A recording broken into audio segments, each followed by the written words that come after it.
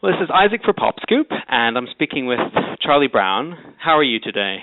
I'm good. I'm really good. I'm up and about. I haven't been up as early as I had to be this morning for a while, but I'm feeling good. Are you an early riser normally? No, not really. But I don't even know if it was really that early, but I got here for like 10 today, so I was up at like 7:30. That's pretty good going. Okay, yeah. We interviewed you, I think, a few months ago, and it's been a very busy year for you so far. Yeah. What have you been up to? So, I mean, did we speak before On My Way came out, or was it afterwards? It was right about, the time of Floodgates. Oh, okay, yeah. So we had Floodgates with Misha B, and I just wanted to put something out just to kind of, give the fans something before the second single came out. Yeah. So that I'm really glad the label kind of let me do that, and I'm really grateful to Misha for jumping on that song. So yeah, and then since then really it's just been I've had a lot of amazing shows to do, and then just getting this second single ready. Yeah, and you've had the summer festival circuit too, right?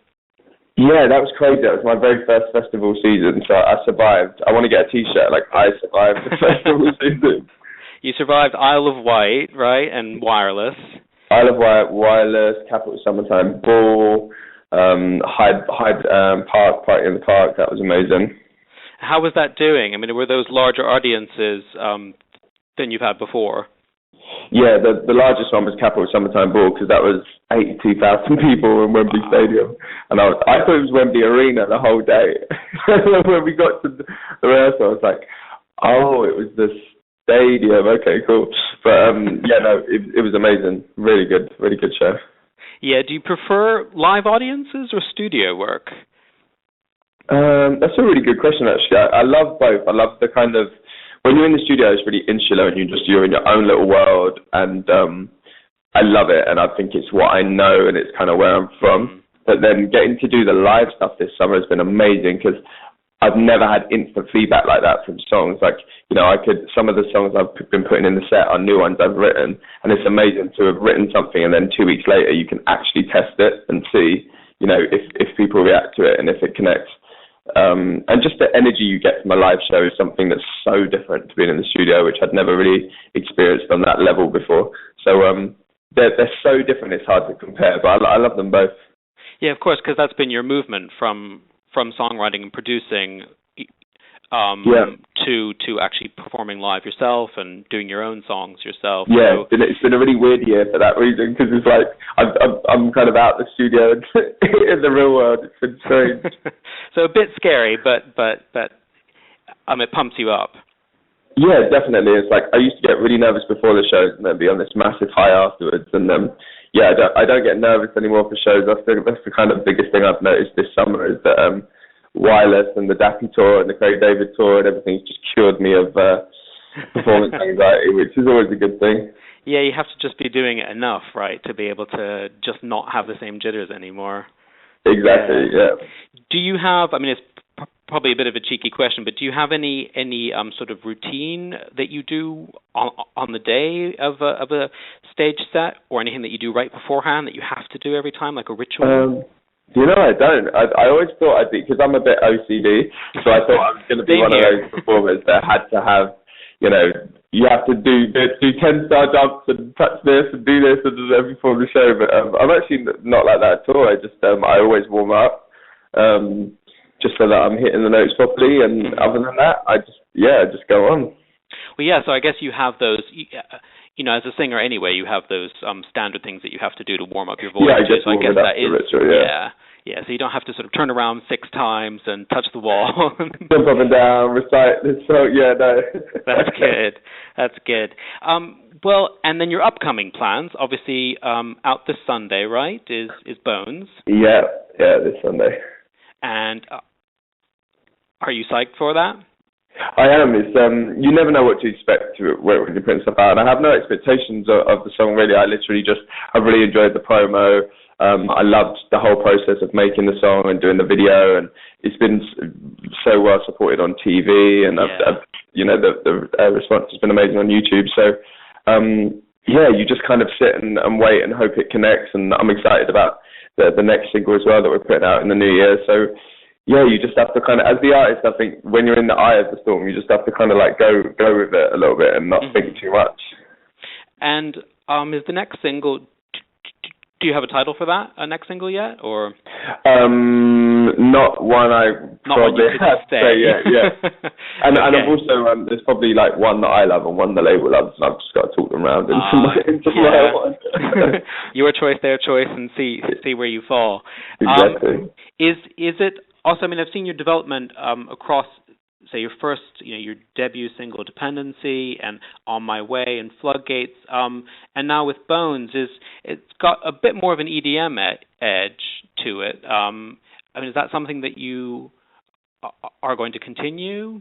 What's the EDM? Electronic dance music. I mean, a bit of a dance music vibe to it. I love that EDM. I don't know how I've never heard that before, but it was definitely a conscious thing to do something more up tempo because I wanted to. Initially, I thought the single was going to be out a bit sooner, and I wanted to catch the end of the summer. But I guess October. Yeah. It's sunny outside now, so I guess I've caught them. It is.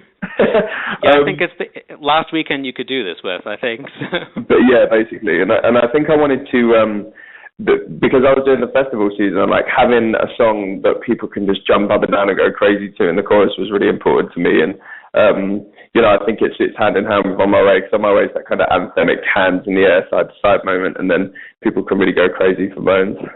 Yeah, that's what I thought, man. That word anthemic, I really feel is there for your songs. It really is that hands in the air, there with your choruses, and those hooks. Within it, I mean, especially on Bones, the hooks are fab. So, thank you. Yeah, and I mean, the one song that I find really interesting because it kind of pokes out a bit too is "She Makes Me." Yeah. That was I loved doing that video. That was so much fun. That was another kind of like Floodgates Part 2. It was something that I wanted to do when I was doing the Setup record Dependency last year. Yeah. It was just a really cool thing. I was like, how about if we do this like Charlie Chaplin? Of course, you have to go there, don't you? Yeah, just because obviously the lyric is so ridiculous and like tongue-in-cheek. I didn't want for a second for people to think that I was taking this lyric seriously. Like I wanted to totally make it a joke and dress up as Charlie Chaplin for the day, and act like an idiot. So we did that, and I think that was just a really cool thing just to kind of like put out and show a bit of personality before really starting the campaign. Yeah, the cheekiness too. I mean, is that something that you might have on some songs for your upcoming album, or? Yeah, there's definitely a lot of personality on the record. I mean, I tried to I wanted to kind of cover all bases and have like you said, the kind of dance stuff, the more anthemic stuff, the emotional stuff, the stuff that's really tongue-in-cheek and has a lot of personality. So definitely there should be more of that on the record. Yeah, so to cover all bases, and that way all different kinds of moods.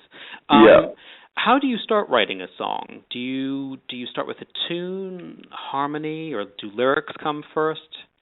It's really weird because sometimes I'll like have a lyric idea. Like with Dependency, I know that I had that title in my head and I wanted to write a song called Dependency. And I kind of went in with that mindset, and then the producers just kind of worked a beat around, they actually just started from scratch, and I just wrote to that.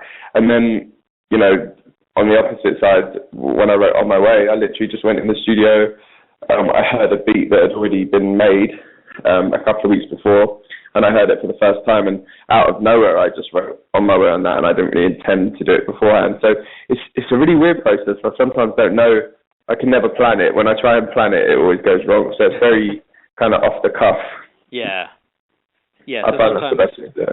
Yeah, for me, I know a lot of people love to be really organised about it, but it's never really worked out for me to be that organised. Yeah, so you go with the vibe more in that sense. Definitely. You see what comes on the day and what comes with that beat or the tune. Exactly, yeah, because your mood changes every day, or the producer. If you're writing with a lot of different producers, it changes. So. Yeah, and what music artists are you most inspired by? That's a really good question. Most inspired by, in terms of all time, I remember when I was a kid, Usher Raymond was just blowing up around then with his song "You Make Me Wanna." Yeah. And I remember I really wanted to be Usher. I was just like, I want to be Usher, I want to be Usher. And then when I realised I couldn't dance, I really just focused on the writing and the singing. Crushing. It was crushing. I'm still not over it. But yeah, he's like a massive inspiration, just because he's so prolific as a writer and as a performer, and he's just always touring and always doing great stuff. So probably him. And then there's so many writers in the industry that I look up to. I really look up to Sia. I think she's amazing, and I love that she's written some of the biggest songs that people wouldn't even know she'd written. Yeah. So yeah, them two, in terms of like, you know, artists who are still around now, probably them. Probably them. And then would that be the kind of career path too that you'd like to follow of Usher's? I mean, I think I'd probably be more, because I started out as a writer. I think I'm probably, you know, if I had to emulate anyone's career, it would be Sia's, just because I think Usher's on such a different level in terms of, you know, he was doing this since he was 15 years old and touring all the time, whereas Sia like came from a writing background and then, you know, has gone on to have massive hits as an artist and still takes time to really focus on the writing. So I'd probably be more on that side of things if I could choose. Okay, and that's something that you'd like to do still. You have your performing side and your writing style. Definitely. Too. Yeah. Definitely. I never want to lose that, because I think, you know, that's like my comfort zone and that's where I came from, and that's kind of, the writing side of things is the only reason that I ever really got the opportunity to do this, what I'm doing now. So I always want to kind of be making time for that. Oh, that's cool. And if you could collaborate with any contemporary music artist at the minute, who would you pick? Oh, wow, who would I pick right now? At the moment, I love what Katy Perry's doing. I think she's just absolutely, you know, doing so well. And who knew that, like, after that first song that she'd still be around, you know, so hard to stay consistent and relevant in today's industry. And she's back, and Raw is probably her biggest hit to date. So probably Katy Perry. That's neat. What kind of song do you think you'd make with her? That'd be an interesting one, actually. I think it would... It'd have to have like a soulful kind of edge, but just a really great anthemic pop song would be amazing. Yeah. And that kind of mixture of US and British would be really fun, I think. Yeah, I think it would. What are your thoughts about the importance of social media for today's music biz? I think it's so important. I ask people all the time, like anyone who I know who's in the industry years and years ago, I'm like, what did you lot do before Twitter? Like, how did you promote a record? Because all I ever hear from the label every day is like, tweet this and Facebook this and make sure you do this and Instagram that. And I'm like, what did you lot do before? Like, how did you promote a record? And I guess it was just radio and flyers and tours. Yeah, and I guess it was much more your job now too, to be tweeting yourself and to be posting stuff on Facebook yourself. And yeah, you've almost got to be like your own marketing person, definitely. It's like what are they doing? Yeah, in fact, I'm going to call them after this and be like, what are you guys actually doing? Paying for the videos. That's about it. And so, connected with that, how do you most like connecting to your fans? Is it through the social media or live at gigs? I mean, the ultimate way has got to be live at gigs, just because you're there, you're face to face, you're seeing reactions, you're performing to them, you're playing off of them. But on a day-to-day, Twitter is just brilliant, because you can, it's just like being in a constant conversation with them, which I think is great and so valuable for artists. Yeah. Oh, well, those are our main questions, and I didn't know if you might be game for some quick-fire fun questions as well. Cool, yeah, let's do it. Yeah. I've had some very strange quick fires in my time, so let's see how this compares. It's not too bizarre, but some single word answers is all we need. What's your favorite color? Blue. And your favorite animal? Oh, that's a tough one. Probably dogs. I don't have a dog, but that's probably my favorite animal. Yeah, dog. Do you support a team or a particular sports star? I watch the NBA and I support the Lakers. Ah, okay. New season's just about to start. You're excited about that? Yeah, I've just bought my league pass, my NBA league pass. It's going to be a lot of late nights watching the games. Nice. And your favorite food or meal? Vegetarian Indian curries are hands down my favorite meal. Are you vegetarian? Hello? Are you vegetarian? Or? Sorry, the line went really funny. I am vegetarian, yeah. Okay. Yeah. Do you usually eat out or take out or cook yourself? I do a lot of cooking myself for like at the moment I'm working with a company called Maximuscle, so I'm on this like training regime. So I'm cooking a lot for like food to take out for me during the day, but in the evenings I usually eat out. Okay, you have to have particular things then to keep with your program. Yeah, otherwise I'll just completely fall off the wagon. And favorite film of all time? I have the most childish answer in the world to this. It's actually Jurassic Park. Oh, that's good. It's my favorite film. I love that. Yeah, it still holds up. I think it definitely does. Yeah, that's my favorite childhood film. And the first album you ever bought, do you still remember? Yeah, I do. It was SWV's debut album called It's About Time. How old were you? I can't remember how old I was. It came out in because I'd had albums before, like bought for me and stuff, but that was the first one. I think I probably was finishing primary school or starting high school, and yeah, that was the first one I actually went out and bought with my own money. I remember. Yeah, it's a big thing, isn't it, to actually buy it with your own money? So. Yeah, it was the moment. What song do you have on constant repeat at the moment? There's a song on Drake's album called Furthest Thing. It's like the second song on the new record. I love it. Keep playing that. Yeah, when I'm driving in the car, it's just on repeat. And the last book you finished? Last book you've read? The last book I read the Hunger Games trilogy. I read those 3 books. Nice. And the last gig, concert, or festival that you've been to that you yourself haven't performed at? That will be, I went to see Brian B a couple of weeks ago at the Indigo O2. Okay. Coffee or tea? Coffee all day long. I'm a coffee addict and I don't drink tea, so... Great, same here. I'll agree with you. I'm an addict. X Factor or The Voice? Probably... Oh, that's tough actually. X Factor's had the most success, but I like the spinny chairs on The Voice. Yeah, it's a good gimmick. Your favorite item of clothing right now? One of my friends just came back from Singapore actually and bought me this really cool shiny green Adidas jacket. So that's my favorite right now. That's your thing, yeah. And which celebrity, if you met them in person, would you turn into a total embarrassing fangirl about? Who would I fangirl about? Probably Usher actually. Oh no, do you know who Lauryn Hill I think I'd fangirl about? Yeah. Especially now she's all like controversial again. She's out of jail. She's released a new song. Yeah, so you think you'd probably fall apart a bit, not know what to say. Yeah. Yeah, I'd get a bit tongue-tied. And nearly there. What's your essential can't live without gadget? My iPad. I'd be so lost without my iPad. more so than a phone, I think, which is kind of scary. Yeah. And what quality do you value most in a man? What quality do I value most in a man? Yeah. In terms of what? Well, man as a friendship, or I mean, I have the same question for man or woman. So are there different qualities that you value in men or women? I don't know. I think across the board, I really like my 2 favorite things in people are honesty and a good sense of humor. If you tell the truth and you're funny, then you're good, male or female. Yeah, that sounds good. And your favorite journey? Favorite journey?